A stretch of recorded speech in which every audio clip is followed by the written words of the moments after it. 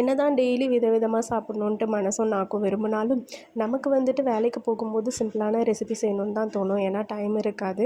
So இன்றைக்கி சிம்பிளான ஒரு ரெசிபி சைட் டிஷ் ரெசிபி பார்க்கலாம். ஃபஸ்ட்டு வந்துட்டு கோவக்காவை சின்ன சின்னதாக நறுக்கி எடுத்துக்கலாம். நறுக்கி எடுத்ததுக்கப்புறம் அதோட பால் போகிறதுக்காக திருப்பி ஒரு தடவை வந்துட்டு வாஷ் பண்ணி எடுத்துக்கலாம். அப்புறம் 4 பல்லு பூண்டை வந்துட்டு தோலோடு இடித்து எடுத்துக்கலாம். அது வந்துட்டு வாசமாகவும் நல்ல டேஸ்ட்டும் கொடுக்கும். இப்போது கடாயில் எண்ணெய் ஊற்றிட்டு கடுகு பொரிஞ்ச உடனே கருவேப்பிலை இடித்த பூண்டு சேர்த்துக்கலாம். அதுக்கப்புறம் பார்த்திங்கன்னா டைரெக்டாக கோவக்காவை இறக்க வேண்டியது தான். அதுக்கப்புறம் கோவக்காய் வந்துட்டு வதக்கும் போதே நம்ம வந்துட்டு தேவையான அளவுக்கு உப்பு சேர்த்து நல்லா வேக விட்டுறணும். வேறு எதுவுமே பண்ண தேவையில்ல. ரொம்ப ரொம்ப சிம்பிளான ரெசிபி தான் இது. ஆனால் டேஸ்ட்டாகவும் இருக்கும். ஈஸியாக சீக்கிரமாகவும் செஞ்சு முடிச்சிடலாம்.